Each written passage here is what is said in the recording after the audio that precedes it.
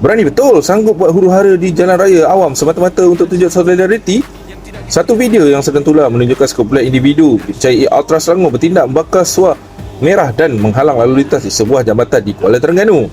Dalam rakaman tersebut, kelihatan asap tebal berwarna merah memenuhi laluan jalan raya, menyebabkan kenderaan terpaksa memperlahankan perjalanan dan ada yang berhenti sepenuhnya. Tindakan ini dikatakan berlaku di luar stadium, bukan ketika perlawanan sedang berlangsung, dan mencetuskan kebimbangan awam yang berada di lokasi. Ramai netizen meluahkan rasa tidak puas hati, menyifatkan perbuatan itu berbahaya, tidak bertanggungjawab dan boleh mengancam keselamatan pengguna jalan raya. Ada juga yang mempersoalkan, ini sokong bola atau cari pasal? Menurut kenyataan awal yang dikongsi, tiada perhimpunan rasmi Ultra Selangor di dalam stadium Sultan Mizan Zainal Abidin pada hari kejadian. Setakat ini belum ada pengesahan rasmi sama ada tindakan itu dibuat oleh kumpulan yang terancang atau individu tertentu. Sokong pasukan bola sepak itu satu perkara, tapi keselamatan orang awam jangan dijadikan taruhan.